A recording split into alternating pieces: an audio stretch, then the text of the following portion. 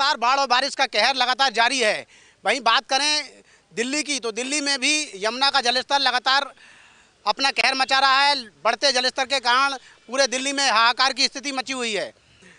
आपको बता दें, पिछले 4 दिनों से यमुना का जो जलस्तर है वो खतरे के निशान से ऊपर बह रहा है और तकरीबन 10,000 से ज़्यादा लोग राहत कैंपों में रह रहे हैं। जो प्रशासन है वो लगातार लोगों तक राहत सामग्री पहुंचा रहा है और जगह जगह जो अधिकारी हैं वो राहत बचाव कार्य में लगे हुए हैं। वहीं बात करें यदि जम्मू कश्मीर की, तो वहाँ जो पूरा साउथ कश्मीर है और वो झेलम नदी की बाढ़ से चपेट में है और वहाँ लोग जो है काफ़ी ज़्यादा परेशान हैं और वहाँ स्थिति काफ़ी ज़्यादा बदहाल है। लगातार उमर अब्दुल्ला जो है मॉनिटरिंग कर रहे हैं और लोगों तक राहत सामग्री पहुँचा रहे हैं। वहीं पंजाब में भी हालात जो है बद से बदतर हो चुके हैं।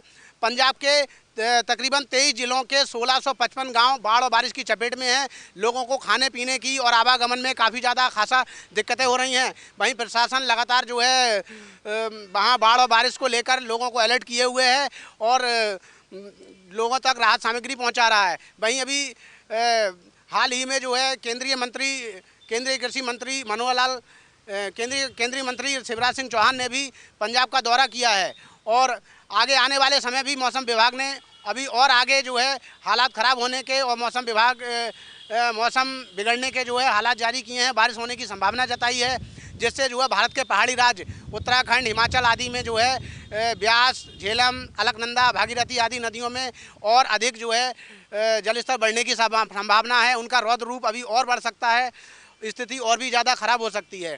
वहीं दिल्ली में भी लगातार जो है हालात ख़राब हैं और लोग जो है सड़कों पर या छतों पर रहने को मजबूर हैं और खाने पीने की भी स्थिति लोगों को जीने की स्थिति जो है बनी हुई है और रोटी का लगातार संकट लोगों के सामने बना हुआ है। वहीं आगे आने वाले समय में बाढ़ और बारिश सभी लोगों पर और कितना कहर ढाएगी, ये तो आगे आने वाला समय ही बताएगा। वीडियो जर्नलिस्ट सौरभ के साथ मैं ओमपाल सिंह, प्राइम न्यूज़, नोएडा। उत्तराखंड में निरंतर बरसात हो रही है, नदी नाले उफान पर है, जगह जगह लैंडस्लाइड हुए हैं, आपदा की परिस्थितियां बनी हुई है। 13 के जिलों में जो है नुकसान देखने को मिल रहा है, जिसके लिए कि राज्य सरकार निरंतर नुकसान का आकलन कर रही है और अभी जो है केंद्र सरकार को 5,700 करोड़ का एक प्रस्ताव भी भेजा है कि राज्य में जिस तरीके की परिस्थितियां हैं, जो नुकसान हो रहा है उसकी भरपाई केंद्र करे। हालांकि मैं बता दूं आपको कि पूरे भारत के 23 राज्यों में जो है बारिश के कारण नुकसान हो रहा है, जगह जगह आपदाएं आ रही है और सभी अन्य राज्यों से भी इस तरीके के प्रस्ताव केंद्र को जा रहे हैं और केंद्र की तरफ से कहा भी गया है कि सभी राज्यों में जो है मॉनिटरिंग की जाएगी, वहां पर देखा जाएगा कि कितना नुकसान हुआ है, जिसके लिए केंद्र ने एक टीम जो है भेजने की घोषणा भी की है। कब तक वो टीम आती है ये तो अभी देखने वाली बात है, लेकिन राज्य सरकार ने अपनी तरफ से ये 5,700 करोड़ का प्रस्ताव भेजा है। उस पर केंद्र की किस तरीके की प्रतिक्रिया रहती है ये अब देखने वाली बात होगी। अपने सहयोगी प्रभात कुमार के साथ मदन सिंह, प्राइम न्यूज, देहरादून। महाराष्ट्र के मुंबई में फिलहाल महाराष्ट्र राज्य उत्सव महोत्सव गणपति विसर्जन की तैयारी शुरू है। गणपति का महोत्सव शुरू है पर और इसके बीच में आज मुंबई पुलिस को उनके व्हाट्सएप नंबर पे जिस व्हाट्सएप से लोग अपनी यातनाएं रखते हैं, अपने ट्रैफिक जहां अगर कुछ प्रॉब्लम हो रहा है मुंबई में तो उसका मैसेज करते हैं, तो उसी व्हाट्सएप नंबर पे मुंबई ट्रैफिक पुलिस के एक मैसेज आया है कि मुंबई बॉम्ब ब्लास्ट से उड़ाने की कोशिश की जाएगी, मुंबई बॉम्ब ब्लास्ट से उड़ाई जाएगी करके इस तरीके का मैसेज आया है। लश्करी जिहादी करके एक संगठन है, उसके माध्यम से वो बॉम्ब ब्लास्ट का मैसेज आया है, जिसमें 34 से जास्ती मतलब 34 के आसपास जो गाड़ियां है उस गाड़ियों में 400 किलो RDX भर के मुंबई में दाखिल हो चुकी है। 14 पाकिस्तानी नागरिक जो आतंकवादी हो आ चुके हैं मुंबई में, जिनके इस बॉम्ब ब्लास्ट के माध्यम से मतलब ह्यूमन बॉम्ब ब्लास्टिंग होने वाला है ये ह्यूमन बॉम्ब ब्लास्ट के माध्यम से लगभग 1 करोड़ जनता नागरिकों की जान लेने की कोशिश की जाने वाली है। इस तरीके का मैसेज जो है आज मुंबई ट्रैफिक पुलिस के व्हाट्सएप मैसेज पर आया हुआ है।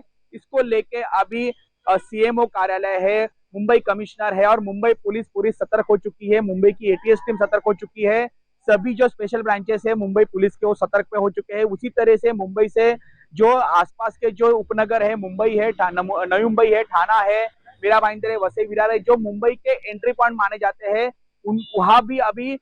वहां की भी पुलिस जो है अभी सतर्क हो चुकी है और नागरिकों से मुंबई पुलिस ने आह्वान किया है, अपील की है, अगर आप सतर्क रहे और अगर कहीं भी आपको संदिग्ध चीजें दिखे या कोई भी चीजें हलचल दिखे, संदिग्ध जो डाउटफुल है, जो टेररिस्ट अटैक से हो सकती है, जुड़ सकती है, उनको तुरंत पास के ही पुलिस स्टेशन में रिपोर्ट कीजिए, ऐसा मुंबई पुलिस की तरफ से कहा गया है। तो हम प्राइम न्यूज की तरफ से भी मुंबई के नागरिकों को, मुंबई के उपनगर के नागरिकों को अपील करना चाहते हैं कि अगर आपका कुछ अगर इंपॉर्टेंट काम रहेगा तो ही आप मुंबई में आइए, मुंबई में जवाड़ा मत कीजिए, क्योंकि कल विसर्जन है गणपति बप्पा जी का, और कहीं भी मुंबई पुलिस के ऊपर सर्च ऑपरेशन के लिए कोई भी उनके ऊपर तनाव ना निर्माण हो। अगर इस तरह की कोई अगर हलचल मच रही है, अगर ऐसा कुछ तरह का हो चुका है, तो मुंबई पुलिस को सहकार्य करे। कैमरा पर्सन अथर्व के साथ में सुदीप घुलप, प्राइम न्यूज के लिए मुंबई से।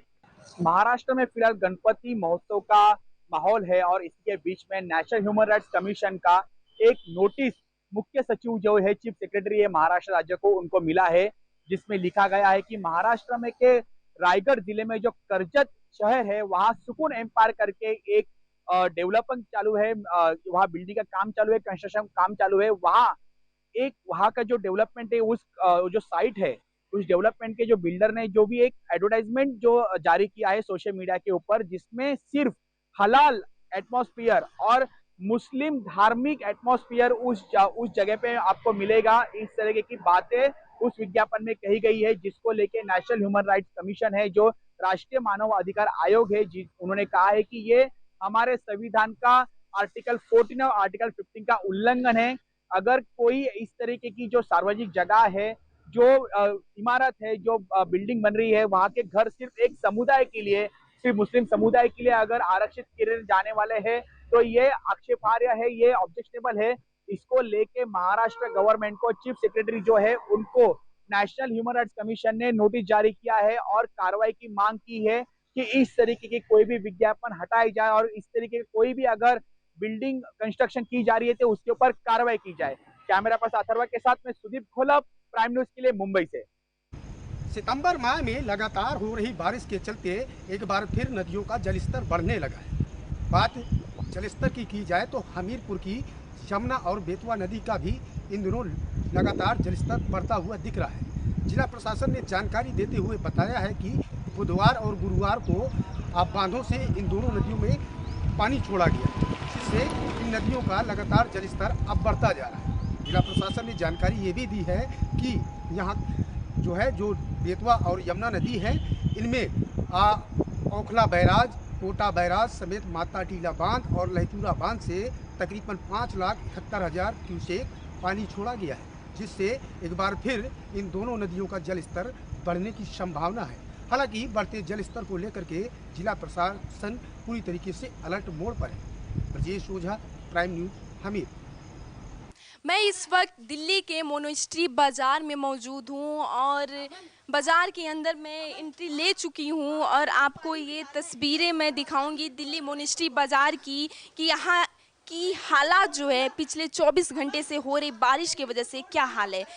आम जनजीवन को पूरी तरह से प्रभावित कर दिया है। ये मोनेस्ट्री बाजार की तस्वीरें हैं। न सिर्फ सड़कों पे पानी भर गया, बल्कि यमुना नदी और कई बांधों का जलस्तर भी बढ़ गया है और उसकी वजह से ये मोनेस्ट्री बाजार का जो हालात है वो आपको सीधे तौर पे देखने को मिल रहा है। और किस तरह के ये हालात, ये देख सकते हैं लोग किस तरह से आ रहे हैं, किस तरह से। अभी भी कुछ लोग हैं जो यहाँ पे रह रहे हैं, यहाँ पे मौजूद है, लेकिन लगातार उनको सुविधाएं भी दिए जा रहे हैं। ये सुविधाएं लगातार दिए जा रहे हैं।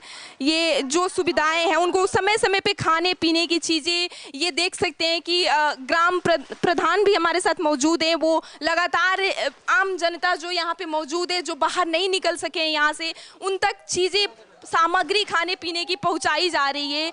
वो लगातार लोगों तक खाने पीने की चीज़ें दी जा रही है। कैमरामैन से कहूँगी कि ये तस्वीरें जो हैं उन लोगों तक पहुंचाएं जो यहाँ से रूबरू नहीं है। ये तस्वीरें जो हैं किस तरह के घरों में भी पानी अंदर से चला गया है और इस पानी को देखकर ऐसा लगता है कि कितना भयावह स्थिति यहाँ की हुई होगी जब लगातार पानी घर के अंदर गया होगा। लेकिन यहाँ प्रशासन जो है अलर्ट मोड पर है, लेकिन स्थानीय लोग अभी भी परेशान हैं।